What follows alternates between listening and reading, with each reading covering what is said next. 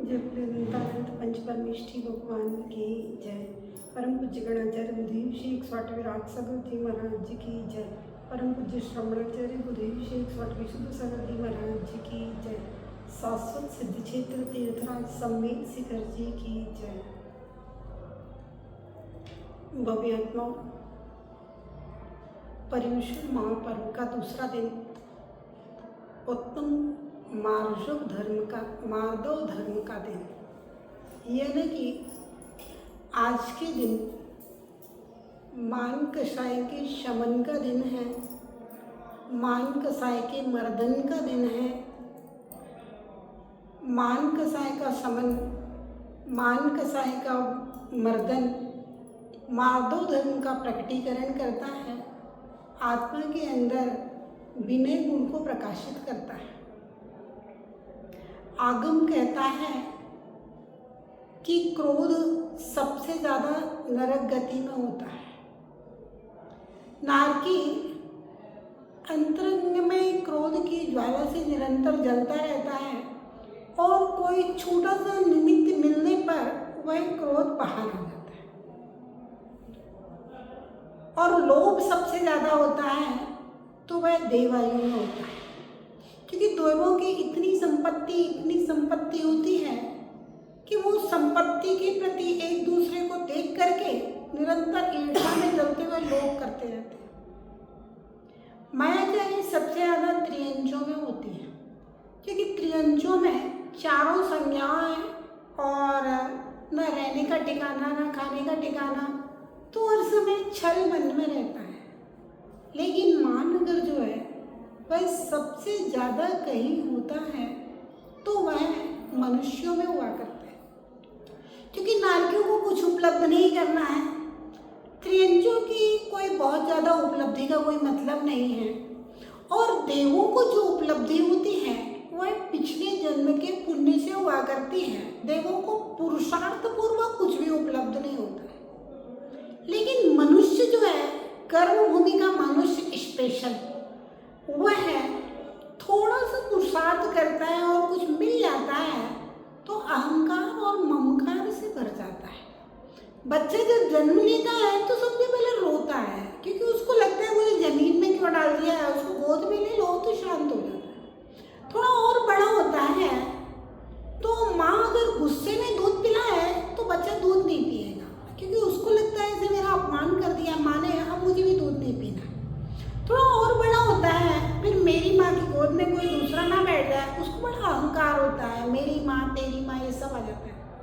थोड़ा और बड़ा होकर जैसे स्कूल में जाता है, स्कूल में जाते ही अगर पढ़ने में थोड़ा सा होशियार है दूसरे बच्चों की अपेक्षा से, तो वो दूसरे को नीचे दिखाने की कोशिश करता है, या मेरे कपड़े थोड़े ज़्यादा अच्छे हैं, मेरा बैग थोड़ा ज़्यादा अच्छा है, मेरी चप्पल थोड़ी ज़्यादा अच्छी है, तो वह दूसरे को इन सब चीज़ों को लेके भी नीचे दिखाने की कोशिश करता है। और अगर थोड़ा और बड़ा होता है, पढ़ने में होशियार है, तो उसको पढ़ाई का अहंकार होता है। फिर और अगर कंपटीशन में निकल जाता है तो उसका अहंकार होता है। अच्छी नौकरी मिल जाती है तो उसका अहंकार हो जाता है। अच्छी पत्नी आ जाए तो उसका अहंकार हो जाए। अब अच्छे बच्चे पैदा हो जाए तो उसका अहंकार हो जाए। बच्चे पढ़ लिख जाएँ तो उसका अहंकार हो जाए। बच्चों की शादी विवाह हो जाए तो उसका अहंकार हो जाए। मतलब बुढ़ा होते होते वह व्यक्ति अहंकार का पुतला बन जाता है। ये कर्म भूमि के मनुष्य की दशा है, और ये अहंकार जो पूछ और मूछ की बात है वह उस इंसान को लेकर के एक दिन डूब जाया करती है, दुर्गति का पात्र बना दिया करती हैं, क्योंकि ये अहंकार ही क्रोध का कारण हुआ करता है। जहाँ पर अहंकार को सम्मान नहीं मिला, अहंकार का कहीं अपमान हो गया, बस वही क्रोध की ज्वाला प्रस्फुटित हो जाती है। तो यह मार्दव धर्म जो है वह कहता है कि भैया अहंकारी फूल तो सकता है लेकिन फैल नहीं सकता। फूलने का तात्पर्य होता है कि हम अपने आप को बहुत महान मान लें, लेकिन हम महान होंगे नहीं।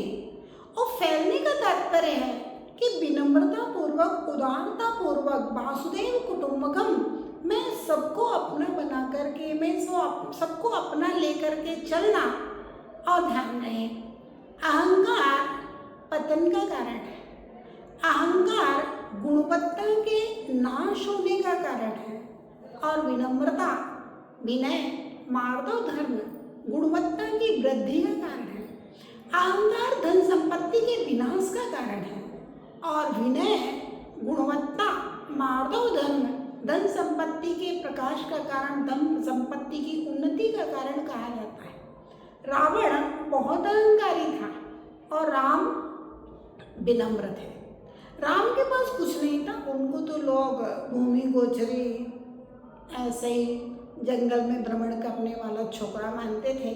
और रावण 3 खंड का अधिपति था, कितने सारे विद्याधर राजा सब उसके अधीन में थे, लेकिन वह रावण का अहंकार हमेशा अन्याय और अनीति पे उतर आता है। और जब अहंकार अन्याय और अनीति करता है तब उस अहंकार का पतन निश्चित हो जाया करता है। और रावण का वह जो अहंकार था कि मेरे से ज़्यादा सुंदर कोई नहीं है, मेरे से ज़्यादा संपत्तिशाली कोई नहीं, दुनिया की कोई ऐसी स्त्री नहीं है जो मुझे ना चाहे, और यही सोच करके दुनिया की जो भी सुंदरी स्त्री है सब मेरी है, और बस सीता को चुरा लेता है। परिणाम ये निकलता है सीता भी कम नहीं थी, वह भी सती स्त्री थी। उसके लिए परपुरुष और परधन मिट्टी के समान, काष्ठ के लोष्ट के समान था। और जब सीता रावण को स्वीकार नहीं करती है और राम और लक्ष्मण के प्रति विनयवान होने के कारण लोग उनके साथ जुड़ते गए, परिणाम निकलता है कि रावण का पुण्य छीन होता है। अहंकार करने की एक बहुत बड़ी विशेषता है कि अहंकार करने से, क्रोध करने से पुण्य छीन होता है, और जहाँ पर पुण्य छीन होगा वहाँ पर निश्चित रूप से पतन निश्चित है। और जहाँ विनय होता है, मार्दव धर्म होता है, वहाँ पर पुण्य बढ़ता है। राम और लक्ष्मण का, राम का पुण्य बढ़ रहा, पुण्य बढ़ रहा। परिणाम निकला कि रावण को मृत्यु लोक प्राप्त करके नरक में जाना पड़ा, और राम सीता को लेकर के अपनी अयोध्या आते हैं। राम अहंकारी नहीं थे, विनयवान थे। लंका के सिंहासन पर बैठने की बात आई तो विभीषण ने कहा, स्वामी आपने लंका को जीता है, आप विराजमान होइए। राम ने कहा नहीं। लक्ष्मण के अंदर भी 1 मिनट के लिए राग आ गया था लंका के प्रति, लेकिन राम ने कहा नहीं, इस लंका का अधिकारी तो विभीषण ही है। और विभीषण का राज तिलक करके स्वयं अयोध्या के लिए प्रयाण कर जाया करते हैं। तो भव्यात्माओं, मान कसाय पतन का कारण है, मान कसाय पुण्य छीन का कारण है, मान कसाय पाप बंध का कारण है, मान कसाय आपकी हानि ही हानि का कारण है। विनय और मार्दव गुण आपको शक्ति से सुसज्जित करने वाला है, पुण्य की वृद्धि कराने वाला है। विनय और मार्दव धर्म ज्ञान, पूजा, कुल वृद्धि, रूप आदि सब की उन्नति करने वाला है, सब कुछ देने वाला है। और ऐसे विनय धर्म को, मार्दव धर्म को हम अपने जीवन में धारण करें तो विद्या, बल, बुद्धि सब कुछ हमारे लिए प्राप्त होगा, क्योंकि अहंकारी को कुछ भी नहीं मिलता है, न कभी मिलेगा। एक बार एक भील था, उसकी पत्नी के लिए दोहला हुआ आम चाहिए। राजा श्रेणिक का एक बगीचा था जिसमें 12 महीने आम लगते थे, और वह आया, उसके पास अंतर्धान नाम की विद्या थी, और वह विद्या से अदृश्य होकर के आता और आम चुरा करके ले जाता। माली देखता है वृक्ष से आम कम हो रहे हैं, चुराने वाला कोई दिखता नहीं है। और एक दिन उसको किसी भी उपाय से पकड़ के श्रेणिक के सामने उपस्थित कर दिया गया। श्रेणिक ने पूछा कि भैया ये तो बता कि तुम चुराते दिखते नहीं हो, फिर चोरी कैसे करते हो? बोले, सम्राट, मेरे पास एक अंतर्धान नाम की विद्या है, जिसके कारण से मैं अदृश्य होकर के अपनी पत्नी के दोहले के लिए आम चुरा करके आपके बगीचे से ले जाता था। मेरी मजबूरी आम चुराना है। सम्राट के समझ में आया। सम्राट ने कहा, एक शर्त में मैं तुम्हें वाइज्जत सम्मान पूर्वक क्षमा कर सकता हूँ। बोले किस शर्त पे? बोले तुम ये विद्या मुझे सिखा दो। बोला हाँ सम्राट, आप सीख लीजिए, मैं आपको सिखाता हूँ। सम्राट अपने सिंहासन पर बैठा है और वह जमीन में खड़ा हुआ विद्या का मंत्र दे रहा है, लेकिन सम्राट उस मंत्र का उच्चारण नहीं कर पा रहा है। वह मंत्र सम्राट के लिए नहीं आ रहा है। इतने में अभय कुमार आते हैं। बोले पिताश्री क्या बात है? बोले ये विद्या मंत्र मुझे क्यों नहीं प्राप्त हो रहा है, समझ में नहीं आ रहा है। अभय कुमार बोला पिताजी, आप सम्राट बनकर के, गुरु बनकर के सिंहासन के ऊपर बैठ कर के विद्या सीखोगे तो विद्या कैसे आएगी? आप पहले सिंहासन से नीचे उतर के आइए और इसको गुरु मान करके ऊंचा बिठाइए, तब आपको विद्या की प्राप्ति होगी। और सैनिक ने जब सिंहासन से उतर के उसको उच्चासन दे करके विद्या सीखी तो उस विद्या को सीख गए। तो वो आत्माओं, जब तक विनय नहीं आएगी तब तक व्यक्ति भरता नहीं है। बर्तन भी कुएं में जाकर तभी भरता है जब वह झुकता है, बिना झुके कोई भरता नहीं है।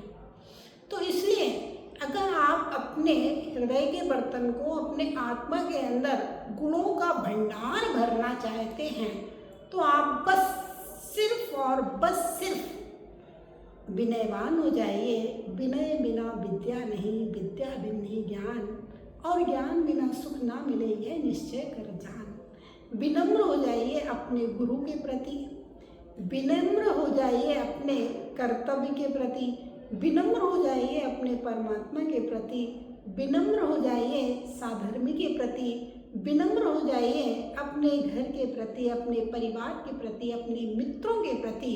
और वह विनम्रता आपके हृदय से प्रेम प्रस्फुटित करेगा और वह प्रेम एकता के सूत्र में बंध करके, जैसे एक छोटी सी नदी 2 फुट स्थान से निकलती है लेकिन समुद्र में जाते जाते बहुत चौड़ी हो जाती है, ऐसे ही विनम्र व्यक्ति राम और लक्ष्मण की तरह, विनम्र व्यक्ति 5 पांडवों की तरह है। छोटा सा किसी कारवां को लेकर के निकलता है, लेकिन बाद में महाभारत और रामायण जैसे महाकाव्य, महाग्रंथ उन महापुरुषों के ऊपर लिखे जाते हैं। ये सब विनम्रता की महानता और विनम्रता की सफलता का प्रतीक है।